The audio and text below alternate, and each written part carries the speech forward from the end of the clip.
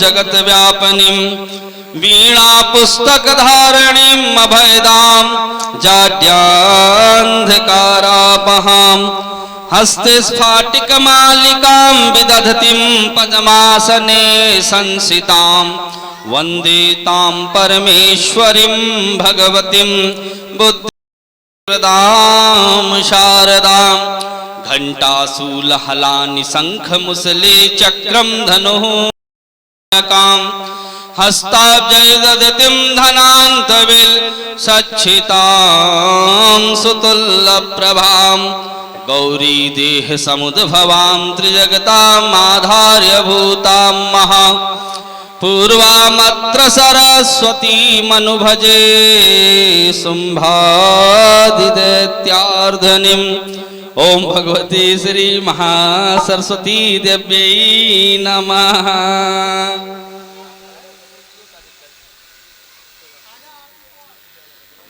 माँ सरस्वती की वंदना पूजन के बाद अब भागवत जी की मंगलमय आरती होगी। सभी लोग भागवत जी के सन्मुख आकर खड़े हो जावें। भाव और श्रद्धा के साथ में भागवत जी की आरती वंदना तदुपरांत व्यास जी के मुखारविंद से अमृतमयी कथा का रसास्वादन करेंगे। बोल भागवत भगवान की। हरि ओम महा ओम विद्गुं हविः प्रजननं मेऽस्तु दशवीरगुं सर्वगणगुं स्वस्ताये आत्मसनि प्रजासनि पशुसनि लोकसन्नभयसनिः अग्निः प्रजां बहुलां मे करुत्वन्यं पयो रेतो अस्मासुधा। बोल भागवत भगवान की। श्रीमद् भागवत भगवान की है आरती। पापियों को पाप से है तारती। पापियों को पाप से है तारती। श्रीमद् भागवत भगवान की है आरती। पापियों को पाप से तारती। पापियों को पाप से तारती। ये अमर ग्रंथ ये मुक्ति पंथ ये पंचम वेद निराला। नभ ज्योति जलाने वाला। अब ज्योति जलाने वाला। तब ज्योति जलाने वाला।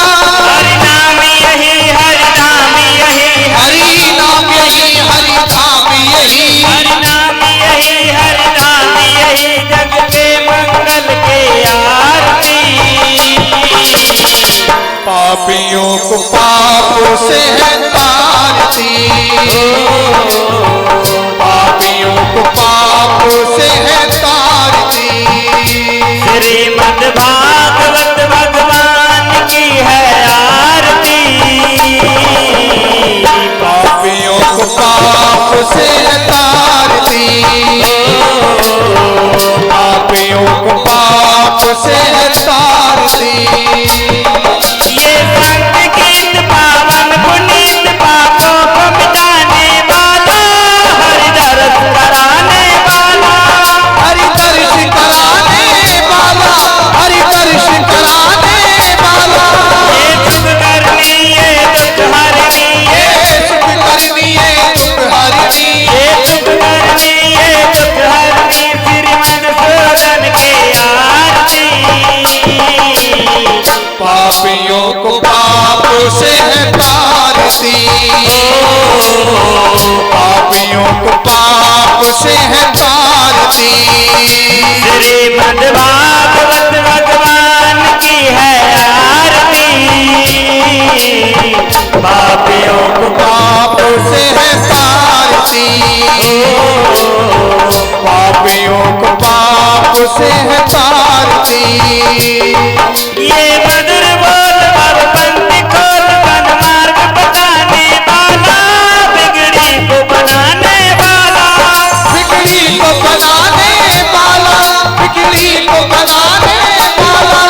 श्री राम यही घनश्याम यही श्री राम यही घनश्याम यही श्री राम यही घनश्याम यही प्रभु के महिमा के आरते पापियों को पाप से तारती पापियों को पाप से तारती हरिगारम करुणा विकारम संसार सारम जिंदहारम सदा वसंगम जिंदारवेंदि भवम भवानी सैतव नमामि त्वमेव माता च पिता त्वमेव त्वमेव बन्धु सखा त्वमेव त्वमेव विद्या द्रविणं त्वमेव त्वमेव सर्वं मम देव देव हरे राम राम राम हरे हरे हरे कृष्ण कृष्ण कृष्ण हरे हरे हरे राम राम राम हरे हरे हरे कृष्ण कृष्ण कृष्ण हरे हरे हरे राम राम हरे हरे हरे कृष्ण कृष्ण हरे हरे हरे राम राम हरे हरे हरे कृष्ण कृष्ण हरे हरे हरे हरे कृष्ण हरे हरे हरे राम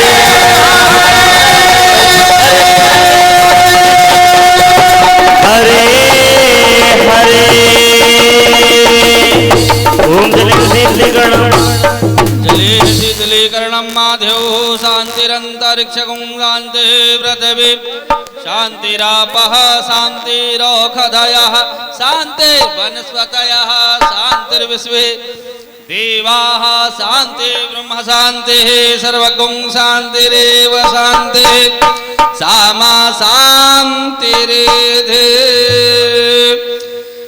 जलेन शीतलीकरणं महापुष्पै देवाभिवंदनम् आरोग्यार्थम् आत्माभिवंदनम् मंत्र पुष्पांजलि हरि ओम महा ओम जगन्नाथ जगन्नामाय जन्त देवास्तानि धर्माणि व्रतमान्यासन्ना तेहना कम महिमानः सचन्त यत्र पूर्वे साध्याः सन्ति देवाः हरि ओम एकदन्ताय विद्महे वक्रतुण्डाय धीमहि तन्नो दन्ते प्रचोदयात् हरि ओम कात्यायन्यै च विद्महे कन्याकुमारी च धीमहि तन्नो भगवती दुर्गा प्रचोदयात् हरि ओम तत्पुरुषाय विद्महे महादेवाय धीमहि तन्नो रुद्रा प्रचोदयात् हरि ओम नंदनंदनाय विद्महे यशोदानंदाय धीमहि तन्नो कृष्णा प्रचोदयात् हरि ओम वृषभानुसुताय विद्महे कृष्णप्रियायै धीमहि तन्नो भगवती राधा प्रचोदयात् सेवंतिका बकुल चंपक पाटलाब्जे पुन्नाग जात करवीर रसाल पुष्पे बिल्व प्रवाल तुलसी दल मंजरी भी त्वां पूजयामि जगदीश्वर में प्रसीदा नाना सुगंध पुष्पाणि यथा कालोद्भवानि च पुष्पांजलिर्मया दत्तं गृहाणां परमेश्वरा। श्रीमद्भागवत पुराण पुरुषोत्तमाय महासांगाय सा परिवाराय सा आयुधाय सा शक्तिकाय मंत्र पुष्पांजलि समर्पयामि। बोले भागवत भगवान की, बोले बाल कृष्ण लाल की, बोले वृंदावन बिहारी लाल की, राधा रानी की, श्री व्यास जी महाराज की, श्री सुखदेव जी महाराज की, सियावर रामचंद्र की, पवन सुत हनुमान की, उमापति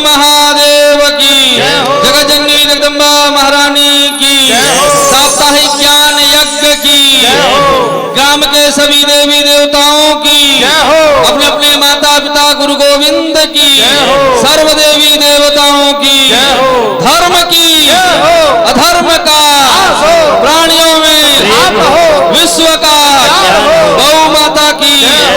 गौ हत्या बंद हो। नमः पार्वती बदय हर हर श्री राधे जय जय श्री राधे जय जय श्री राधे। सभी भागवत जी की पावन आरती ग्रहण करेंगे और पावन आरती को ग्रहण कर अपने आंखों से अपने चक्षुओं से लगाने के पश्चात अपना अपना स्थान ग्रहण करें। भगवान की पावन कथा का आज द्वितीय दिवस, जिसकी पावन कथा का हम सभी श्रवण करेंगे। बड़ी ही सुंदर कलिमल हरणी सर्व पाप विनाशिनी श्रीमद् भागवत महापुराण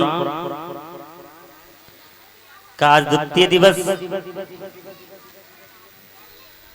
भगवान की कथा बड़ी ही सुंदर और सभी पापों से मुक्त करने वाली है। और आज की कथा में हम सभी सुनेंगे कि किस प्रकार से भगवान श्री हरि अपने भक्तों के उद्धार के लिए दौड़े चले आते हैं। नारद जी की बड़ी ही सुंदर पावन कथा, भीष्म पितामह को बाणों की सैया पर पड़े हुए काफी दिन बीतने के पश्चात किस प्रकार से भगवान कन्हैया दर्शन देने अंतिम समय में गए और कथा के विश्राम के समय भगवान सुखदेव जी का आगमन होता है। बड़ी ही सुंदर सी झांकी का हम सभी लोग अवलोकन करेंगे। तो समय को व्यर्थ ना करते हुए आइए चलते हैं परम पूजनीय व्यास जी महाराज के श्री चरणों में। बोल सदगुरु महाराज की जय। बोल व्यास भगवान की जय। बोल सदगुरु महाराज की जय।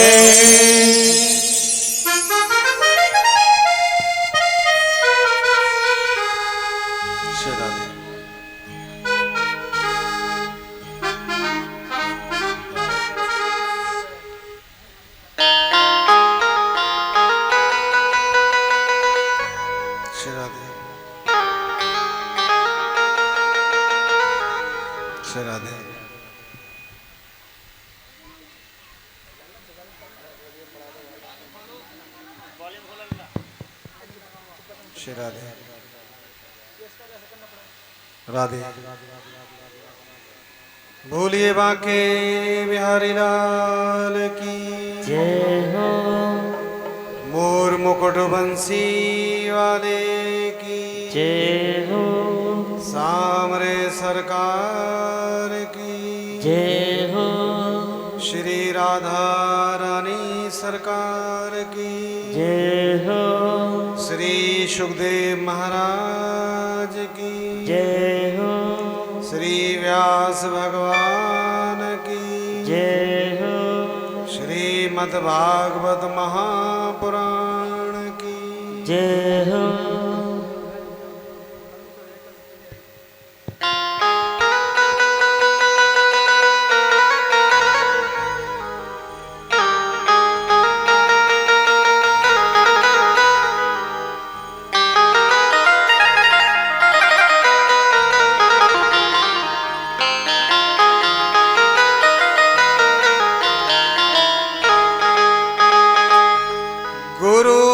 गुरुर्ब्रह्मा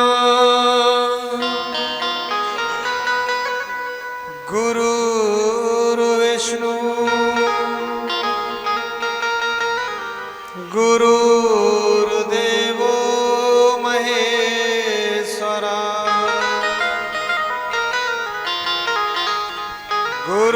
गुरुर्साक्षात् परं ब्रह्म तस्मै श्री गुरुवे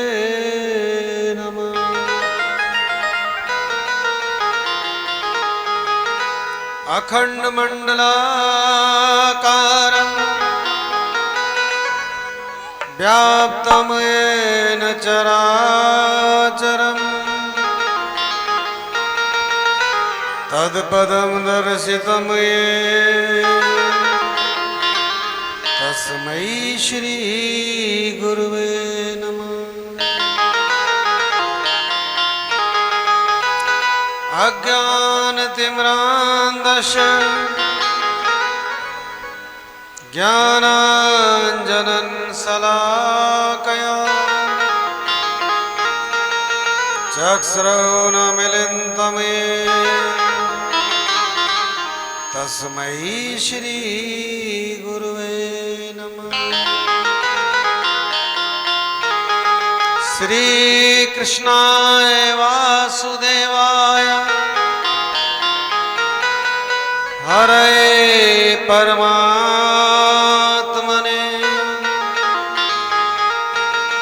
प्रणतक्लेशनाशाय श्री गोविन्दाय नमो नमः। सच्चिदानन्दरूपाय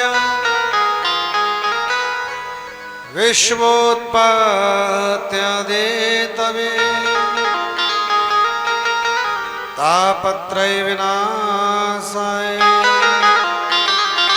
श्रीकृष्णाय वयं नमः। श्रीमद्भागवत नाम पुराण लोक विश्रुतम् श्रणाय चन्द्राय मुक्तमं संतोषकारकम्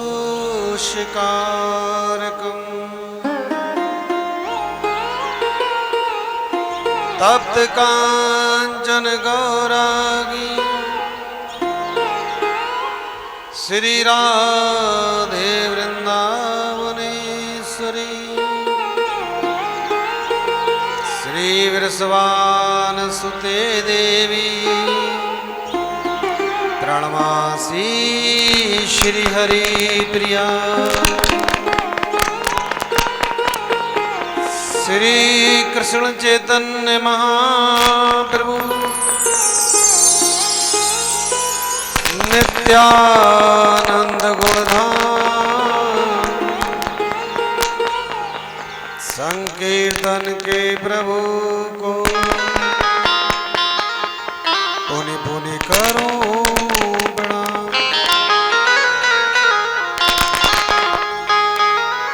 श्री राधा रमण माधव मंगल कर्ण श्री श्याम कृपा करो मेरे मन में रहो मेरी राधे राधा श्याम।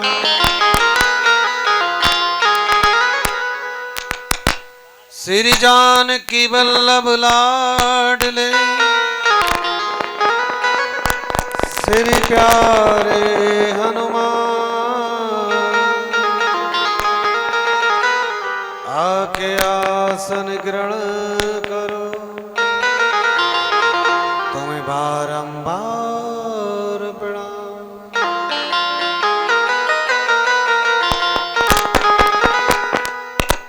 मैं तो ब्रज लतन तरु बैठ कर पल भर करो विश्राम और ब्रज रज मुख में डाल कर सब बोलो राधे श्याम। सब बोलो राधे श्याम। सब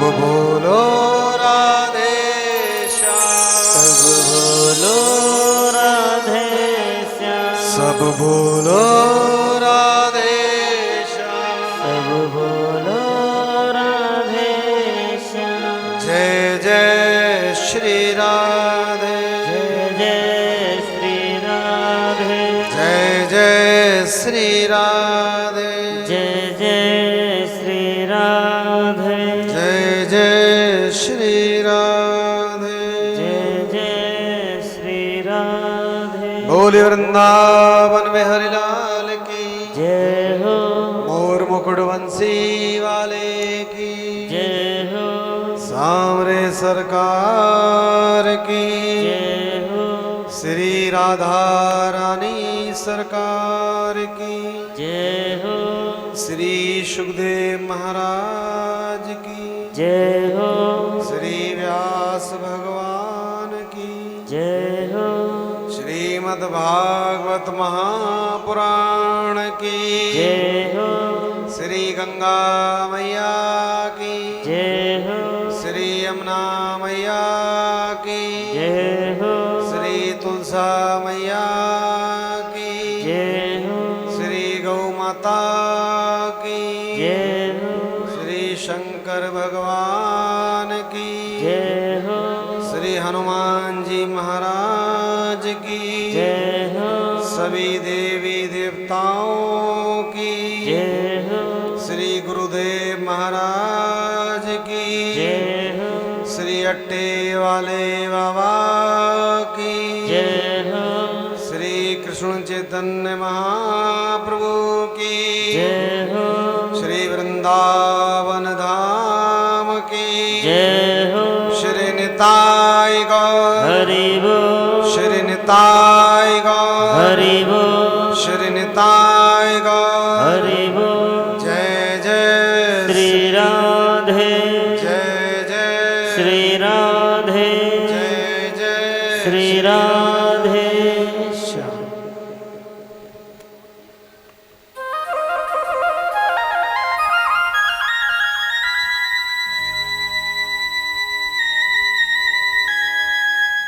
परम मंगल में परम अखिलेश्वर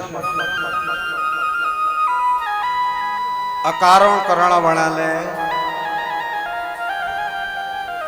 वक्त वांछा कल्प तरु तड़िदिति विनिदिति पीताम्बरधारी श्री बाल कृष्ण लाल की बांगमयी प्रतिमूर्ति श्रीमद् भागवत महापुराण आज हम सब भक्त वृंद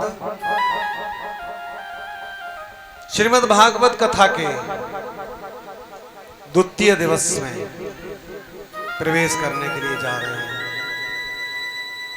भगवान कन्हैया और अपने पितरों, माता पिता और संतों के आशीर्वाद से आज हम सब भक्त वृंद भगवान की पतित पावनी कलिमल हरणी सभी को सब कुछ प्रदान करने वाली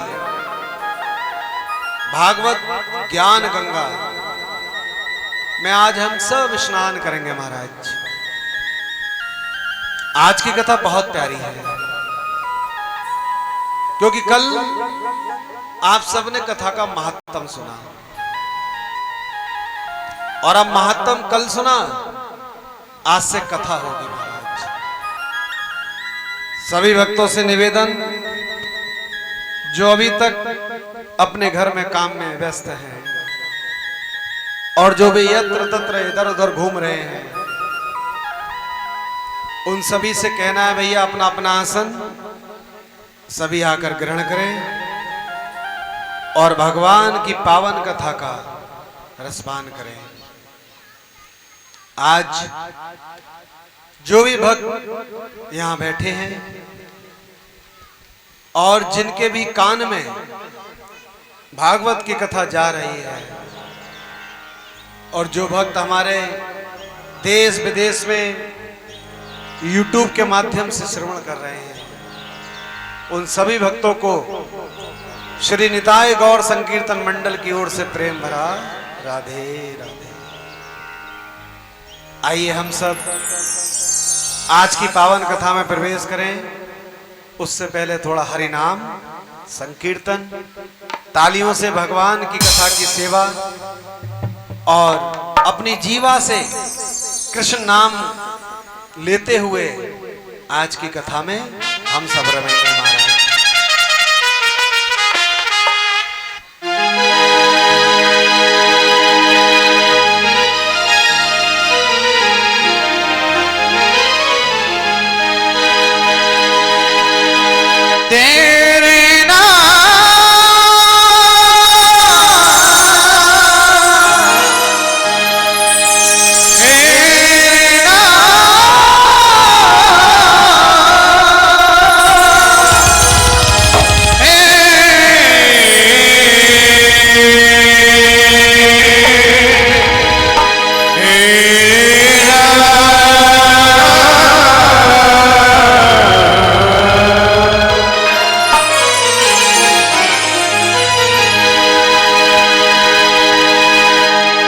आज की कथा में प्रवेश करने से पहले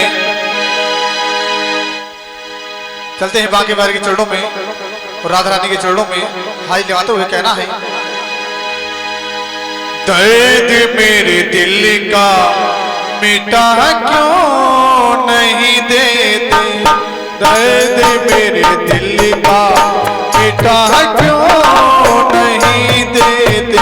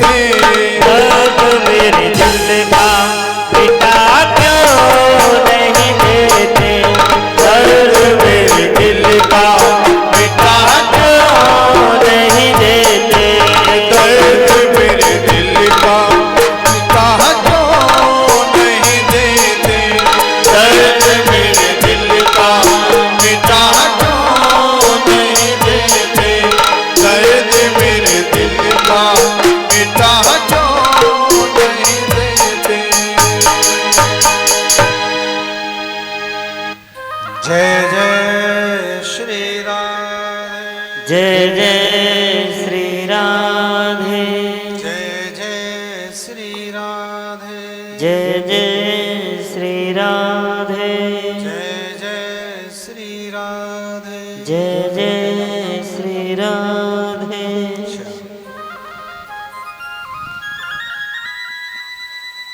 आइए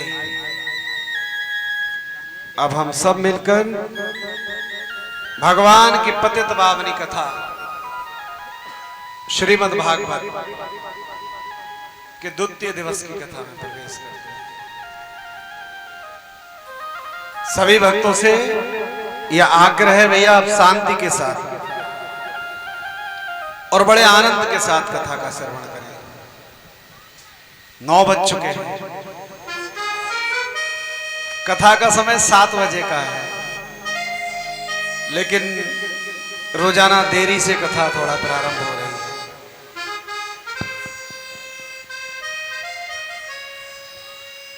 श्री राधे सोच रहे थे कि आज थोड़ा जल्दी शुरू हो जाएगी कथा।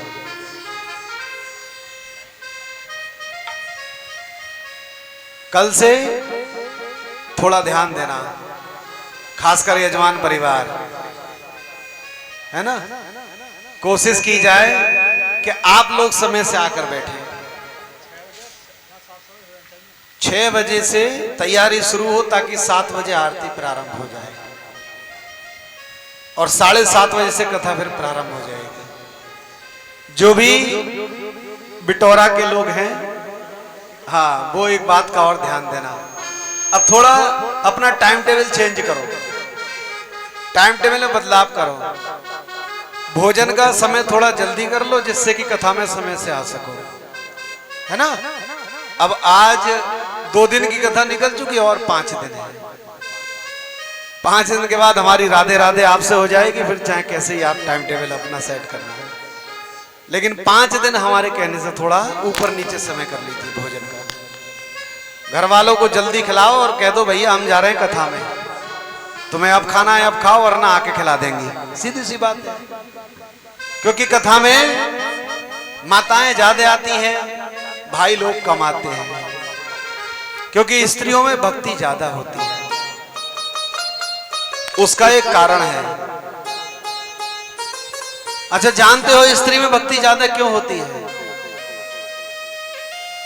आप कहीं भी कथाएं सुनेंगे, पंडाल आपको जब भरे मिलेंगे उसमें माताओं की संख्या ज्यादा होगी जबकि पुरुषों की कम होती है। और देखो एक बात और बताएं आपको, ये जो धर्म का कार्य है, इस धर्म के कार्य में यदि पति कोई धर्म का कार्य करता है तो उसका 50% यानी आधा हिस्सा पत्नी के हिस्से में चला जाता है। लेकिन यदि पत्नी भक्ति करती है तो वो पति के हिस्से में नहीं जाती। हाँ, क्योंकि पति धर्म का पति नहीं है, जबकि पत्नी धर्म की पत्नी है। इसलिए पत्नी को धर्म पत्नी कहा जाता है, पति को कभी धर्म पति नहीं कहा जाता महाराज, क्योंकि धर्म का आधा हिस्सा पत्नी को मिलता है। पति अब कोई कथा कराता है ना तो उसका फल पत्नी को मिलेगा ही मिलेगा। पति कोई दान करेगा तो उसका आधा हिस्सा पत्नी के हिस्से में जाएगा, क्योंकि वो उसके बामन से बंधी हुई है, उसके हिस्से की हिस्सेदारी तो बनती है महाराज। इसलिए स्त्री को चाहिए अपने पति को धर्म की ओर अग्रसित करें। माताएं ही परिवार को आगे बढ़ाती हैं। अगर वो चाहें तो आपका परिवार भक्ति में डूब सकता है। ये हमारी माताओं के हाथ में है। लेकिन देखो आजकल का जो युग है ना, थोड़ा वाईफाई है ना। आजकल इतना वाईफाई है महाराज, मोबाइल में माताएं चलाती हैं तो यूट्यूब पर पता नहीं कौन कौन से गाने देखती हैं। कभी भक्ति तो गायब हो चुकी है। और विचार करना, जब उनके मोबाइल पर इस प्रकार के भजन नहीं चलेंगे बल्कि उल्टे सीधे गाने चलेंगे तो उनकी औलाद भी वैसे ही गाने देखेगी, वही संस्कार बच्चों में जाएंगे। और जब बच्चों में वो संस्कार जाएंगे तो क्या होगा? ये धर्म गर्त में चला जाएगा। इसलिए माताओं को चाहिए कि धर्म के कार्यों में बढ़ चढ़कर हिस्सा लें, और लेती भी है। इसलिए तो जहां भी कथाएं होती हैं वहां स्त्रियां ज्यादा आती हैं। क्यों? क्योंकि 3 प्रकार से भक्ति को प्राप्त कर कर घर वालों को भी देती है। क्योंकि माता कभी अपने लिए मांगती ही नहीं है, सबसे पहली बात। अब किसी मंदिर में आप देखते होंगे माताएं जाती हैं तो भगवान से एक ही प्रार्थना करती है, हे प्रभु हमारे ये बहुत ज्यादा पीने लगे हैं, थोड़ी कृपा करो कम कर दें। हे भाई भगवान इतनी कृपा करना, बेटे की नौकरी लग जाए, बड़ा परेशान है। हे प्रभु जल्दी से बस बेटी का ब्याह करा दो, मैं तो गंगा नहा जाऊंगी। यानी मंदिर में जाती भी है लेकिन मां अपने लिए कुछ नहीं मांगती। सब कुछ तो परिवार के लिए मांगती है, पति के लिए मांगती है, बेटे के लिए मांगती है, बेटी के लिए मांगती है, लेकिन अपने लिए कभी कुछ नहीं मांगती। इसलिए भगवान को स्त्री की भक्ति ज्यादा प्रिय है, इसलिए ज्यादा प्रिय है। और यहां जितनी माताएं बैठी हैं सभी से निवेदन है, भक्ति को आगे बढ़ाओ। देखो भक्ति ही श्रेष्ठ है। संसार में सब कुछ चला जाएगा, लेकिन आपके साथ यदि कुछ जाएगा तो आपका कर्म आपके साथ जाएगा, बाकी सब कुछ यहीं रह जाएगा। अभी हम दिल्ली में कथा हुई, हम बता रहे हैं थोड़ा सा वक्तव्य आपको। कथा के 7वें दिवस में जब विराम हुआ तो वहां कुछ माताएं आई, और क्योंकि कथा में बताया गुरु के बारे में कि संसार में आए हो तो गुरु अवश्य बनाना चाहिए, बिना गुरु के उद्धार नहीं है। ध्यान से सुनना, जिन्होंने अभी तक कोई गुरु नहीं बनाया है वो इस कथा के बाद जिससे भी तुम्हारा मन लगे, तुम्हें अच्छा लगे कि ये हमें भक्ति के मार्ग पर ले जा सकता है, तुरंत गुरु बना लेना। और संसार में लेख आता है कि संसार का गुरु ब्राह्मण, ब्राह्मण गुरु सन्यासी, और सन्यासी का गुरु अविनाशी, मेरा कृष्ण, मेरे हनुमान जी महाराज, दत्तात्रेय महाराज। इस संसार का गुरु ब्राह्मण है, ब्राह्मण को गुरु बताया है। और यदि आपको लगे कि हाँ हमें लगता है कि इनमें गुरुजी में विशेषताएं हैं, तुरंत गुरु बना लेना। लेकिन देखो ये कलयुग है, इसलिए गुरु को बड़ा जानकर पहचान कर आज के युग में बनाना चाहिए। हैं? कहते हैं ना कि पानी पियो छान कर और गुरु बनाओ, ये कहावत तो है, लेकिन आप कैसे जान पाएंगे कि कोई अच्छा गुरु क्या है? क्योंकि बड़े बड़े अच्छे गुरु थे जो आज भगवान के घर में हैं। भगवान का घर जानते हो? जहां मेरे कन्हैया पैदा हुए थे, हैं? उसे कहते हैं जेल खाना। आज कई गुरु वहां हैं, और वो क्यों हैं? क्योंकि उन्होंने भगवान बनने की कोशिश की, तो भगवान ने अपने यहां बुला लिया, बोले तुम भगवान मत बनो, तुम मेरे यहां आ जाओ महाराज। इसलिए लोगों का विश्वास गुरु से टूटता जा रहा है। मन में विचार आता है गुरु बनाएं तो कैसे बनाएं, कैसा गुरु बनाया जाए, कहीं ऐसा ना हो ये गुरु जी भी ऐसे ही निकले जैसे कि कौन से हैं? अब एक हो तो बताएं महाराज, हैं? 8 से 10 हो गए, एक के जोड़ीदार एक हो गए, अरे भैया आजा, हम भी हैं, तू भी आजा। अब तो बड़े खुश होंगे, सबकी अच्छी घुट रही होगी अंदर। राधे राधे तो बोलना पड़ेगा, प्रेम से बोलना पड़ेगा। हाँ देखो, गुरु अगर बनाते हो तो गुरु बनाने में रत्ती भर भी संकोच मत करो, क्योंकि गुरु कोई शरीर नहीं है। मेरे गुरुदेव एक बात कहते हैं, यदि हम मनुष्य को माने कि ये शरीर है और इसे गुरु बनाए, ये क्या करेगा? वो चीज को छोड़ दो। गुरु कोई शरीर नहीं,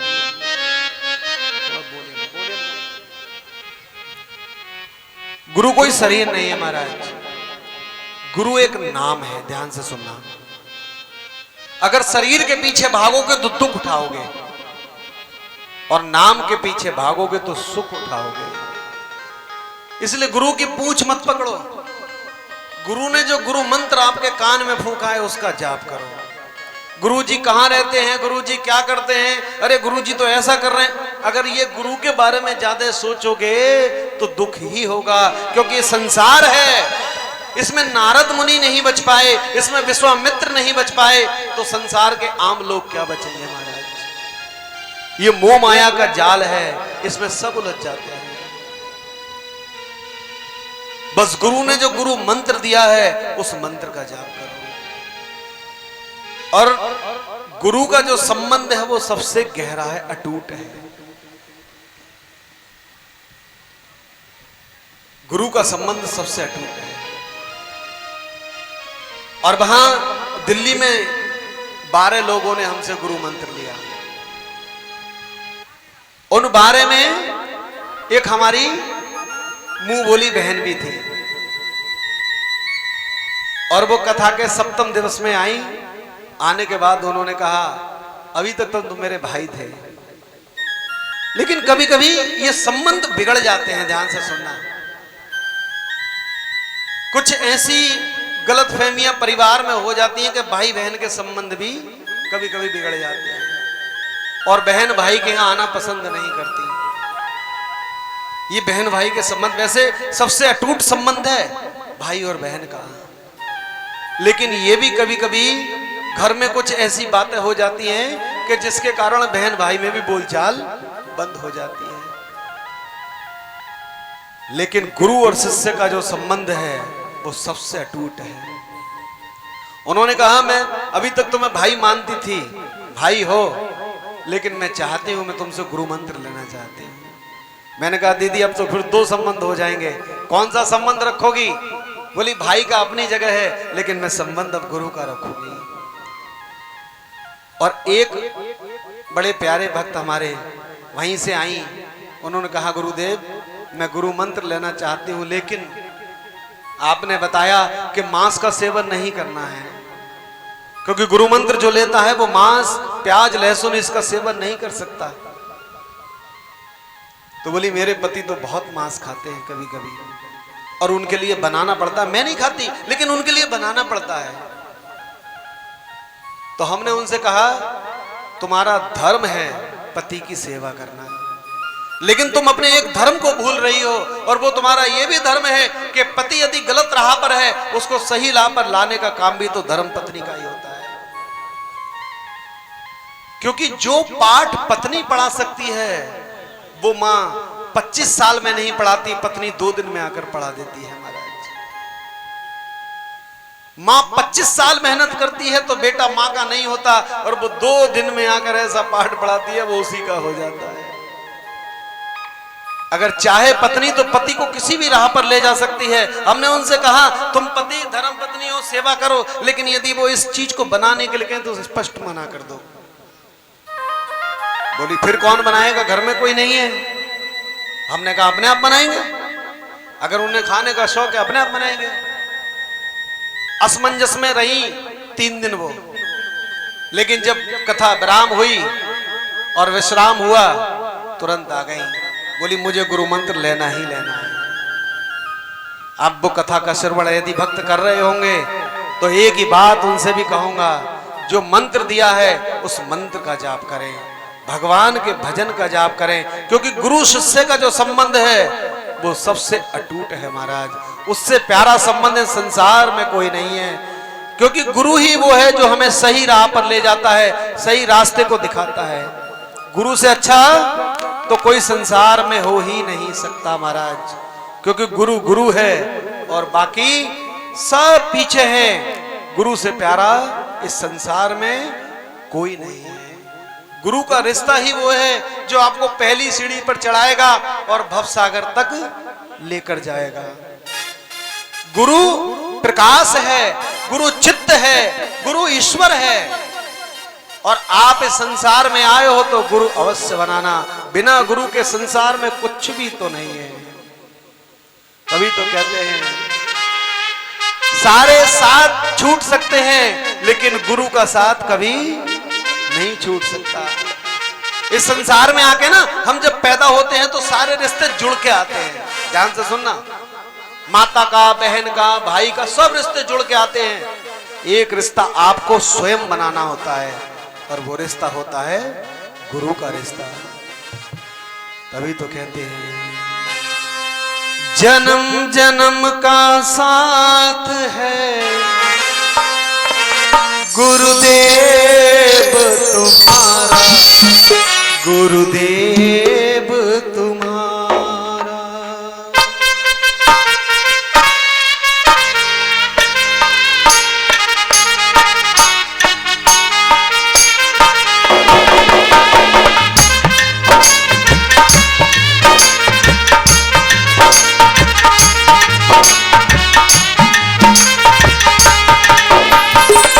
इस संसार में यदि सबसे अटूट रिश्ता कोई है तो वो गुरु और शिष्य का है।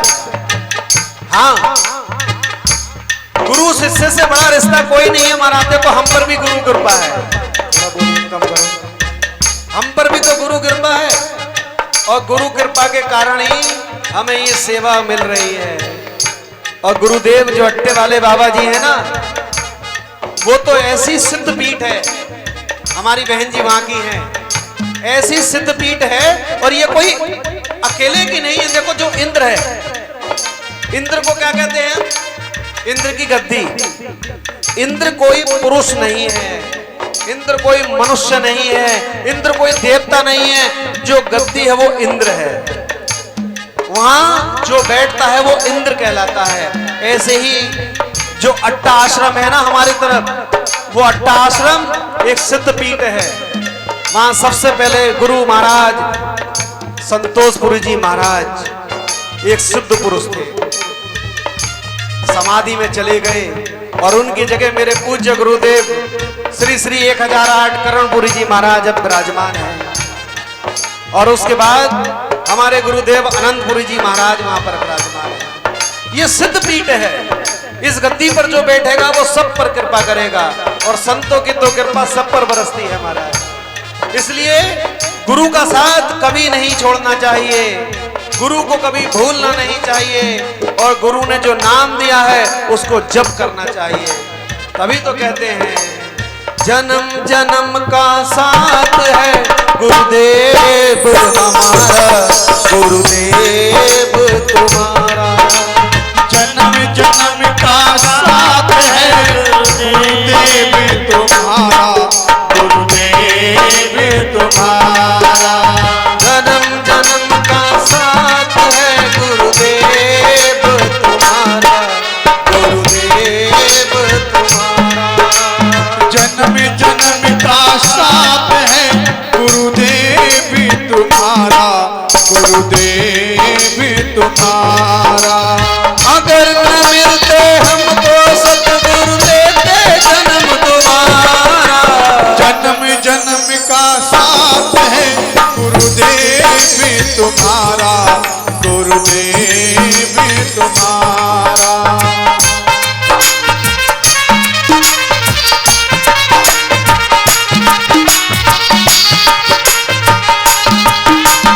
अगर न मिलते हमको सतगुरु, अगर न मिलते हमको सतगुरु, लेते जन्म दोबारा। जन्म जन्म का साथ है गुरुदेव तुम्हारा, गुरुदेव तुम्हारा। जन्म जन्म का साथ है गुरुदेव तुम्हारा, गुरुदेव तुम्हारा।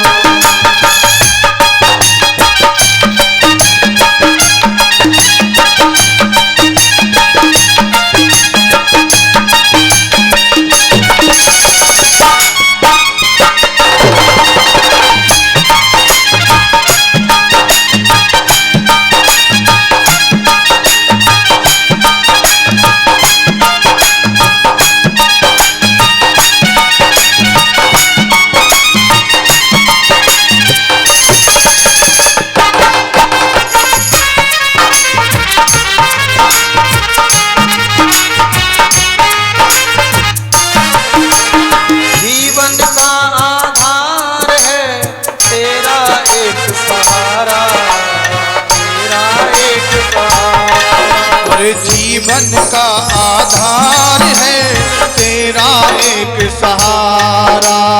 अमृत रस देता है सतगुरु नाम तुम्हारा।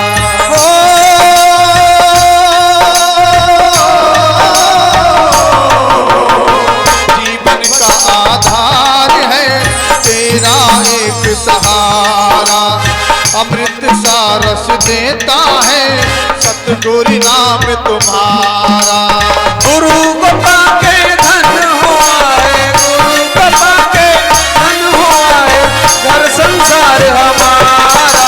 जन्म जन्म का साथ है गुरुदेव तुम्हारा, गुरुदेव तुम्हारा। जन्म जन्म का साथ है गुरुदेव तुम्हारा, गुरुदेव तुम्हारा।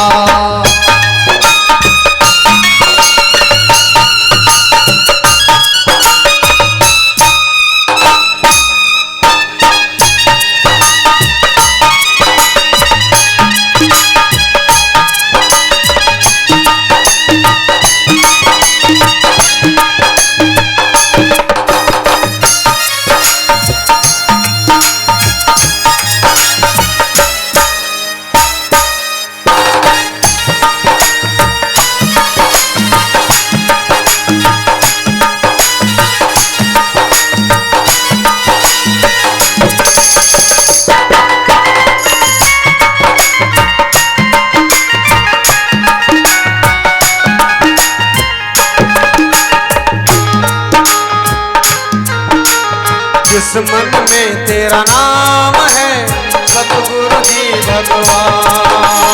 जिस मन में तेरा नाम है सतगुरु जी भगवान। उस प्राणी ने पा लिया जैसे वैकुंठ धाम।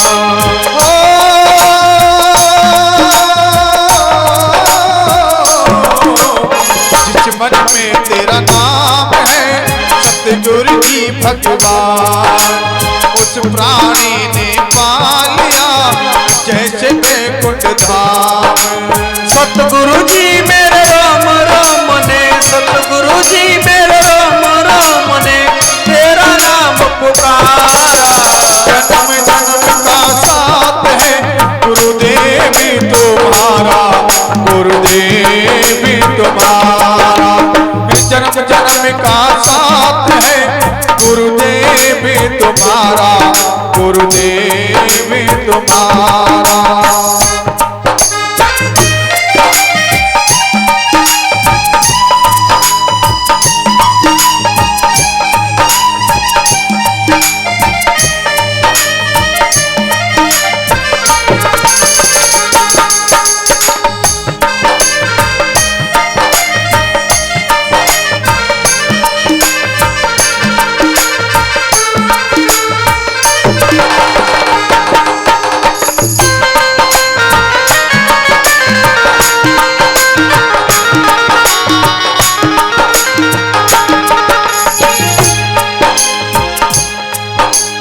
तेरे सिवा मेरे मन को सतगुरु कुछ भी न ध्यान। तेरे सिवा मेरे मन को सतगुरु कुछ भी न ध्यान। तेरे सिवा मेरे मन को सतगुरु कुछ भी रहे न ध्यान। तेरे सिवा मेरे मन को सतगुरु कुछ भी रहे न ध्यान। हर पल तुझी को ध्यान दे दो ये वरदान। हर पल तुझे ही ध्यान दे दो ये वरदान। हर पल तुम्हें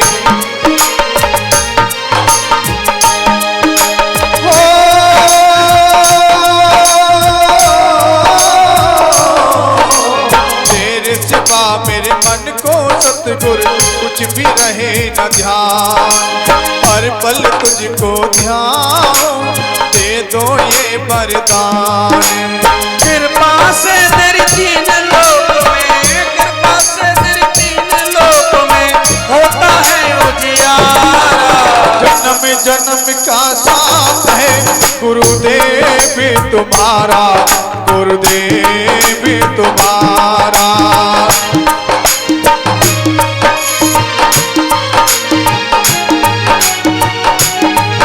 और गुरुदेव की जो कृपा है ना जिस पर हो जाती है, वो व्यक्ति इस संसार में भटकता नहीं है बल्कि भवसागर पार हो जाता है। इसलिए तो गुरुदेव के चरणों में तन मन सब धन बार दो सतगुरु जी भगवान। तन मन धन सब बार दो सतगुरु जी भगवान। सतगुरु शक्ति दो मुझे देकर शब्द का नाम। हो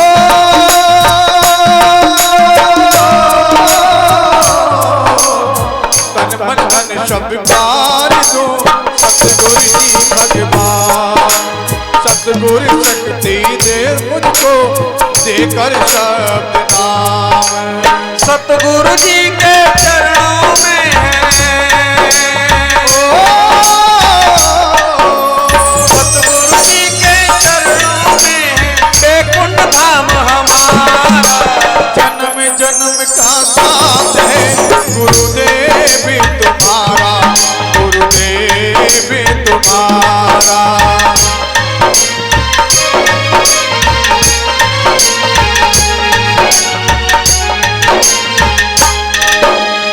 अगर न मिलते हमको सतगुरु, अगर न मिलते हमको सतगुरु लेते जन्म दोबारा।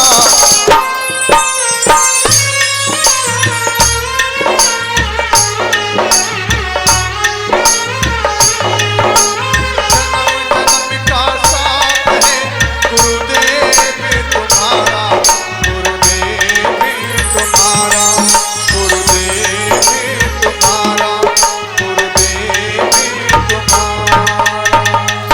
बोलिए सतगुरु महाराज की जय हो।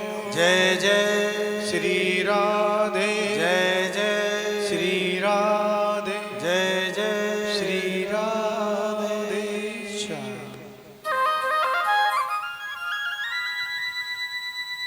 तो सतगुरु की कृपा जिस पर हो जाती है महाराज,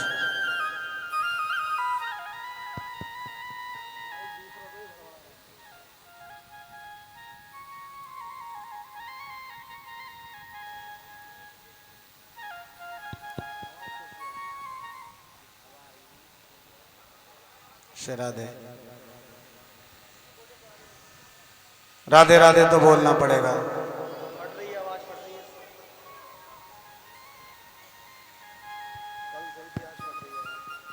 श्री राधे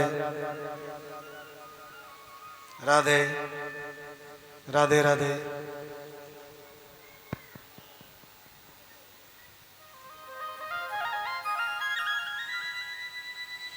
परीक्षित जी महाराज, कल कहां विश्राम था कथा का?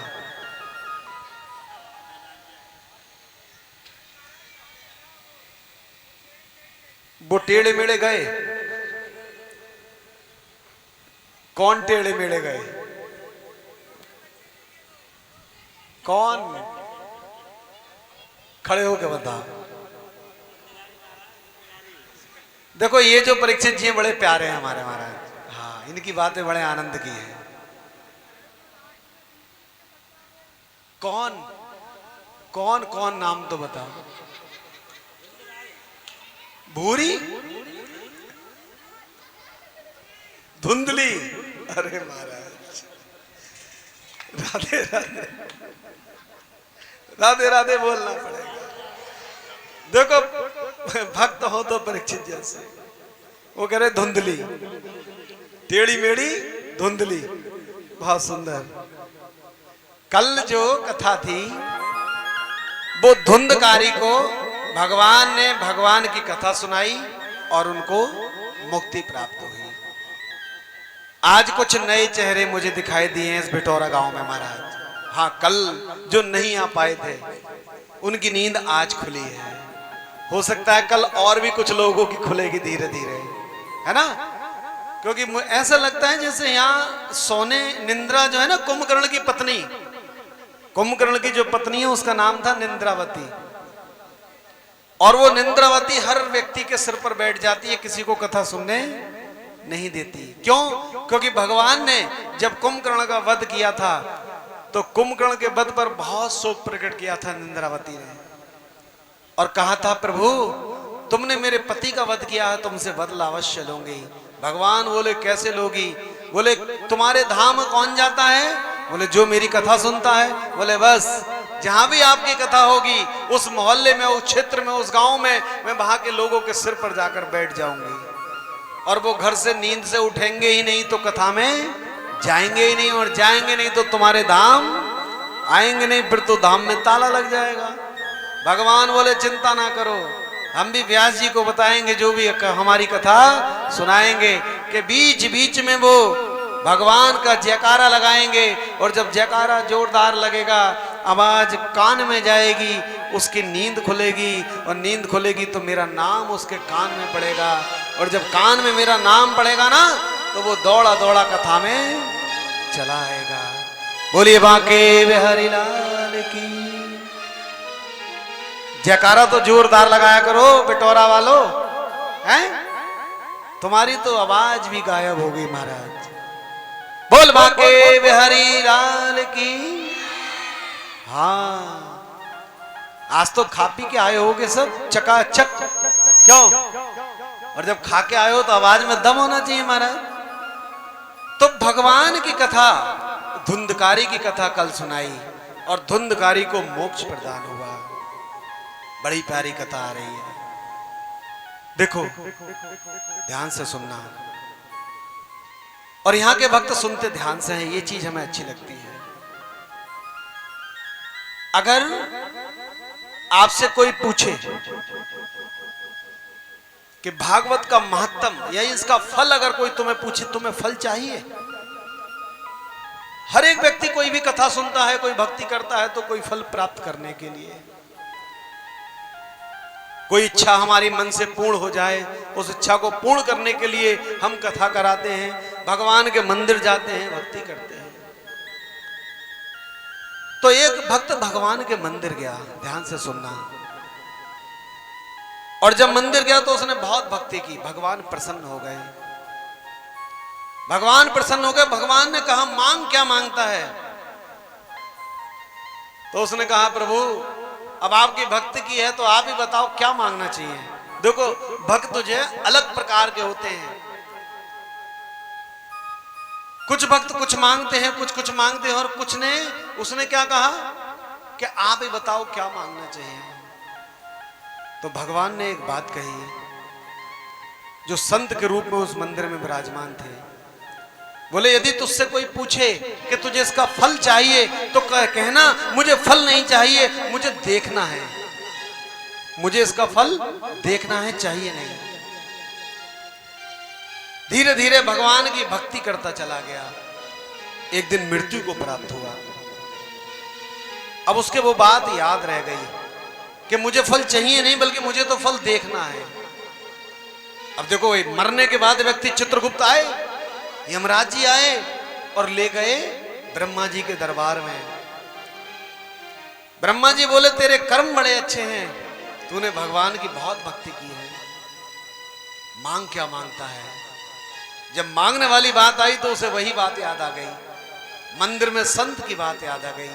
संत ने कहा था अगर भक्ति के बदले तुझे कोई कहे मांग तो तू कहना मुझे लेना कुछ नहीं है, बल्कि मुझे तो इसका फल देखना है।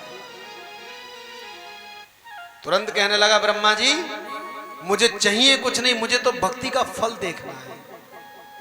ब्रह्मा जी बोले भैया हम दिखाते कुछ नहीं है, हम तो जो मांगेगा दे देंगे। तो बोले मुझे तो देखना है फल। ब्रह्मा जी बोले ठीक है, अगर तुझे फल देखना है तो इसका उपाय तो भगवान शिव के पास है। अब देखो ब्रह्मा जी, चित्रगुप्त जी, यमराज जी, तीनों ने उसे उठाया कंधे पर, पालकी में बिठाया और भगवान शिव के पास ले गए।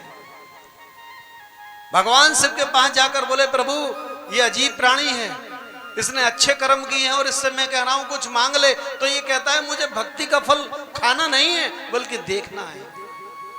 शंकर भगवान बोले ये तो मैं भी नहीं दिखा सकता, इसे तो नारायण के पास लेके चलो। अब देखो पहले 3 थे, अब 4 हो गए। भगवान शिव, भगवान ब्रह्मा, यमराज महाराज और चित्रगुप्त महाराज। अब 4 व्यक्ति उसकी पालकी चला रहे हैं, 4 देवता पालकी चला रहे हैं और वो पालकी में बैठा है। जब नारायण के धाम पहुंचे, पालकी से उतार दिया, चारों हाथ जोड़कर बोले प्रभु ये व्यक्ति पृथ्वी लोक से आया है, मृत्यु लोक से आया है, इसने आपकी भक्ति की है और इससे कहा कि भक्ति का फल मांग ले, तो ये कहता है मुझे भक्ति का फल देखना है। भगवान नारायण बहुत प्रसन्न हुए और देखो भगवान नारायण ने एक बात कही, भक्ति का फल देखना चाहते हो? बोले हाँ प्रभु। बोले अब भी नहीं दिखा? अरे अब भी नहीं दिखा? जिस व्यक्ति को 4 देवता उठाकर पालकी में बैठाकर सफर करा रहे हो, उसे सैर करा रहे हो, उससे बड़ी भक्ति का फल और क्या देखोगे? साक्षात भगवान शिव, ब्रह्मा और भगवान यमराज और चित्रगुप्त तुझे बैठाकर मेरे पास तक लाए हैं केवल भक्ति का फल देखने के लिए, और तुझे मेरा दर्शन हुआ है, इससे बड़ा फल और भक्ति का क्या होगा? इसलिए भक्ति का फल कभी मांगना मत। अगर भक्ति का फल कोई देता है तो कह देना हमें तो भक्ति का फल देखना है। अगर देखोगे तो भगवान का दर्शन होगा और मांगोगे तो केवल पेट भरेगा महाराज, और कुछ नहीं होगा। भक्ति, ज्ञान, वैराग्य, सजग हो गए और धुंधकारी को मुक्ति मिली। भगवान सूत जी कहते हैं हे संतो अब आगे की कथा सुनाता हूं। आगे की कथा है, नेमि सारण क्षेत्र ऋषे सोनादिक तत्र सर्वलोकाय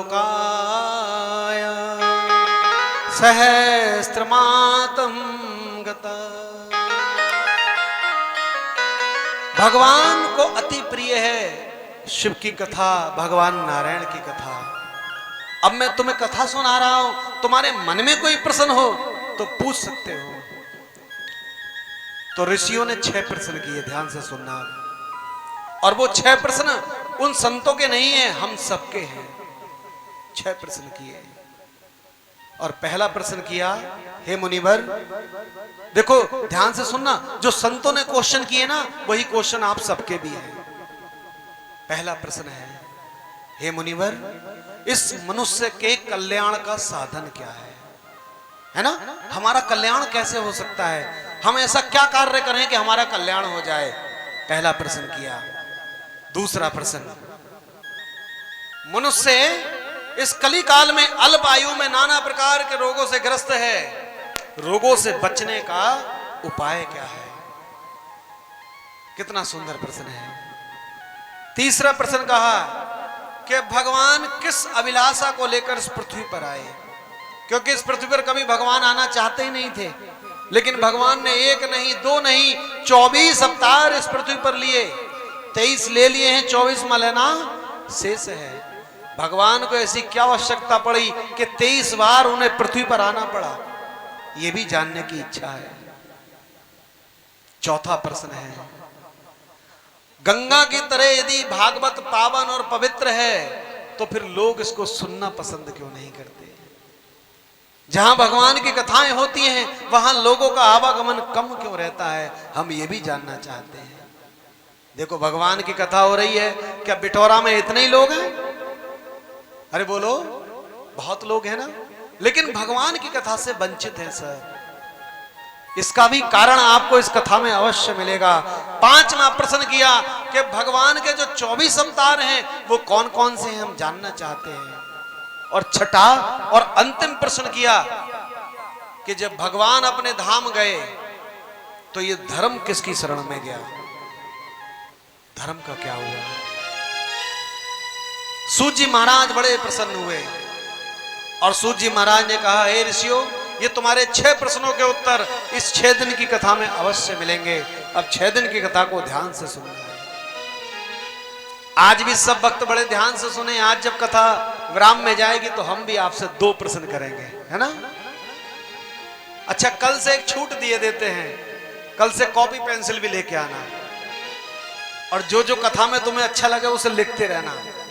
हो सकता है उसी में से कोई प्रश्न पूछ लिया जाए और वो भाग्यशाली विजेता बिहारी जी की कृपा किसी एक भक्त पर हो जाए, है ना? तो लिखोगे तो याद भी रहेगा।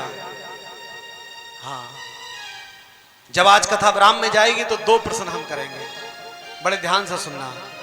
तो पहले भगवान के 24 अवतारों का वर्णन सूत जी महाराज ने सुनाया। भगवान का पहला अवतार है नारायण का अवतार। कल बताया था, भगवान नारायण का अवतार सुना था आपने। नर मतलब जल, आयन मतलब उसमें निवास करने वाला, इसलिए तो भगवान नारायण कहलाए। जो पार ब्रह्म महाकाल से प्रकट हुए पराअंबा माता जगदम्बा माता शक्ति के पुत्र हैं भगवान श्रीमन नारायण भगवान। प्रभु का दूसरा अवतार है बराह का अवतार। बराह भगवान की पूजा हमारी तरफ कम होती है। कभी आप दक्षिण जाना, कर्नाटक, केरल, इधर की साइड में आप जाओगे, वहां बराह भगवान की प्रतिमूर्ति आपको हर मंदिर पर छपी मिलेगी महाराज। वहां बराह भगवान की बड़ी पूजा होती है। बराह भगवान के शरीर की मिट्टी का तो बहुत बड़ा पुण्य है। जिस व्यक्ति को उसने शरीर की मिट्टी मिल जाए ना, और जो कुशा होती है, कुशा घास जानते हो? कुशा घास भगवान बराह के शरीर के रोम है, इसलिए कुशा को शुद्ध माना जाता है। भगवान बराह के शरीर के जो रोम है वो कुशा घास के रूप में है। बराह भगवान की बड़ी प्रतिमूर्ति कर्नाटक, केरल आदि मंदिरों में बहुत मिलेंगी। भगवान बराह का अवतार क्यों लेना पड़ा? तो सूत जी कहते हैं, जब हिरण्याक्ष नाम का राक्षस पृथ्वी को रसातल में ले गया तो मेरे प्रभु बराह बनकर आए। और देखो, बराह बनकर आए और पृथ्वी को लेकर आए। और जब पृथ्वी को लेकर आए हैं तो पृथ्वी का हरण करके कौन ले गया था? हिरण्याक्ष नाम का राक्षस। भगवान ने उसका वध किया, और जब वध किया तो पृथ्वी हाथ जोड़कर बोली, आपने मुझे उस राक्षस से मुक्त कराया है, अब मैं आपको अपना पति मान चुकी हूं। माता पृथ्वी का विवाह बराह भगवान से हुआ था। आप कभी देखना, सुअर को देखना, जो सुअर है ना, सुकर ही तो बराह भगवान का स्वरूप है। उनके शरीर पर हमेशा आपको मिट्टी लगी मिलेगी। वो अपने शरीर को पृथ्वी से रगड़ते ही रहते हैं। क्यों? क्योंकि वो उनकी धर्म पत्नी है। यही नारायण की पत्नी पृथ्वी है महाराज। जब भगवान बराह अवतार लेकर आए तो भगवान बराह अवतार के रूप में नारायण भगवान ने पृथ्वी मां से विवाह किया था और हिरण्याक्ष का वध किया था। दूसरा अवतार, तीसरा अवतार भगवान नारद का है, और चौथा नर और नारायण का है। पांचवें अवतार के रूप में भगवान कपिल मुनि के रूप में पधारे माता देवहूति के गर्भ से।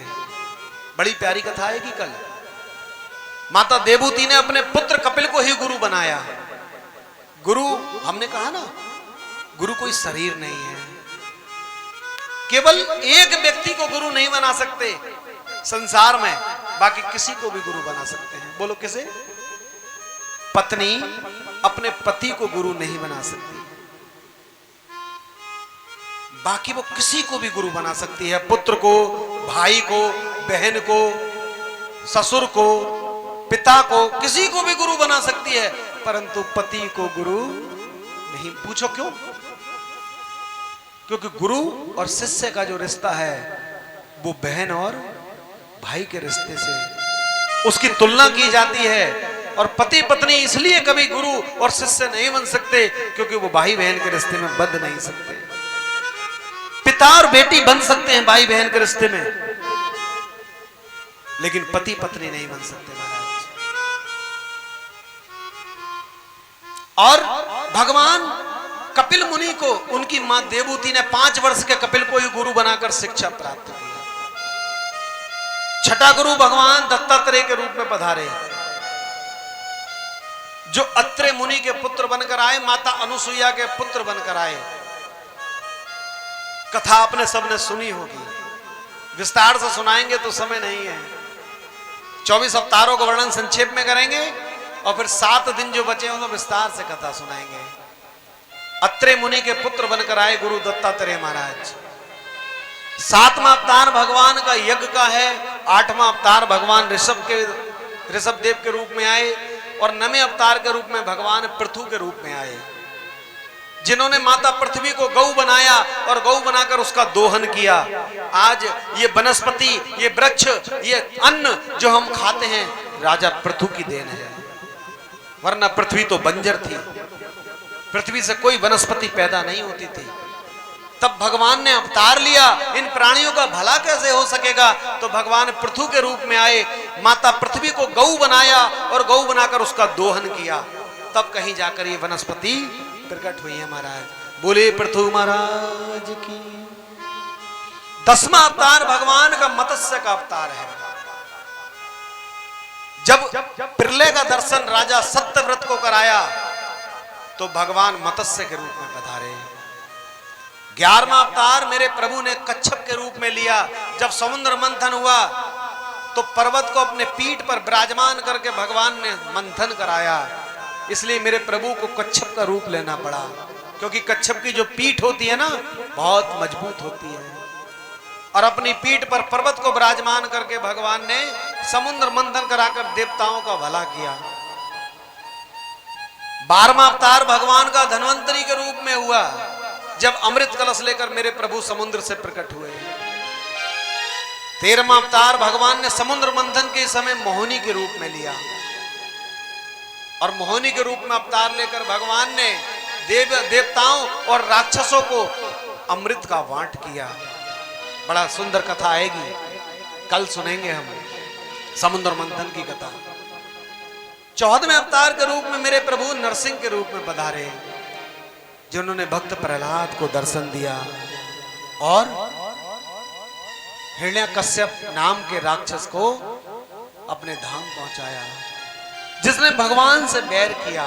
1 जन्म नहीं, 2 जन्म नहीं, 3 जन्म में भगवान से बैर किया हिरण्यकश्यप ने महाराज। 15वां अवतार भगवान के वामन अवतार, बड़ा प्यारा अवतार है, चतुर्दश में कथा आती है वामन की। और 16वां अवतार मेरे प्रभु परशुराम के रूप में पधारे, और 17वें अवतार के रूप में भगवान वेदव्यास जी के रूप में पधारे, जिन्होंने श्रीमद् भागवत की रचना की। 18वां अवतार भगवान का श्री राम का अवतार, जो राजा दशरथ के यहाँ पधारे, और 19वां अवतार भगवान बलराम का अवतार है, और 20वां अवतार मेरे कृष्ण का अवतार है। 21वें अवतार के रूप में मेरे प्रभु हंस के रूप में पधारे, और 22वां अवतार भगवान हैग्रीव नाम का राक्षस, जिसने सारे देवताओं की नाक में दम कर रखा था, उसको मारने के लिए भगवान हैग्रीव बनकर आए। और 23वां अवतार भगवान बुद्ध का अवतार, बड़ा प्यारा अवतार है। बुद्ध भगवान की कथा आती है, जो राजा शुद्धोधन के यहां पर पैदा हुए थे, नाम था सिद्धार्थ, सब जानते हैं। जिन्होंने केवल एक बार संसार का दुख देखा और संसार को छोड़कर बौद्ध वृक्ष के नीचे जाकर अपना आसन लगा लिया, और वही फिर बाद में गौतम बुद्ध हुए। बोलिए बुद्ध भगवान की। 23वां अवतार भगवान बुद्ध का है, और 24वां अवतार भगवान कहते हैं अभी होना शेष है। संबल ग्राम में विष्णु यश ब्राह्मण के यहां पर मेरे प्रभु का 24वां अवतार होगा। भगवान कल्कि के रूप में पधारेंगे। कब? जब कलयुग अपना 3 चरण पूर्ण कर चुका होगा, और कलयुग की आयु केवल 800 वर्ष शेष रह जाएगी। आयु कितनी है जानते हो कलयुग की? अरे जानते हो? 4,32,000 वर्ष जिएगा कलयुग, और अभी कलयुग को केवल 5400 वर्ष हुए हैं। अभी कलयुग की आयु कितनी आई है? 5400 वर्ष आई है महाराज। द्वापर युग जाए हुए अभी केवल 5400 वर्ष हुए हैं, और कलयुग की आयु है 4,32,000 वर्ष। और जब कलयुग की आयु 800 वर्ष रह जाएगी, तब मेरे प्रभु कल्कि का अवतार लेकर आएंगे। तब तक तो आप 84 लाख योनियां भोग चुके होंगे हैं, अभी तो बहुत समय है। भगवान कल्कि की तैयारी अभी से चल रही है, लेकिन अभी तो कल्कि अवतार में बहुत समय है महाराज। अभी तो एक समय ऐसा आएगा, मेरे गुरुदेव वर्णन करते हैं कि सबसे ज्यादा आयु थी त्रेता युग, सतयुग में। मनुष्य की आयु सतयुग में 1 लाख वर्ष हुआ करती थी। 1 लाख वर्ष तो व्यक्ति जीता ही जीता था। सतयुग में ही पैदा हुआ था महा पराक्रमी महाज्ञानी ब्राह्मण रावण। और रावण के कितने पुत्र थे? 1 लाख पुत्र, 1.25 लाख नाती हैं। और ता रावण अगर दिया ना बाती, उसके कर्मों के आधार पर उसके घर दिया जलाने वाला भी नहीं बचा। 1 लाख पुत्र कोई एक दिन में तो पैदा होते नहीं, 1 लाख वर्ष तो लगी जाते हैं महाराज। तो रावण की आयु 1 लाख वर्ष से ज्यादा थी। मतलब सतयुग में लोग लाख वर्ष जिया करते थे। सतयुग गया, त्रेता आया, एक जीरो हट गया। और जब भगवान त्रेता युग में आए तो वर्णन आता है श्रीमद् भागवत में, भगवान ने 11,000 वर्ष शासन किया था। इसका मतलब भगवान राम 11,000 वर्ष इस पृथ्वी पर रहे। 11,000 वर्ष शासन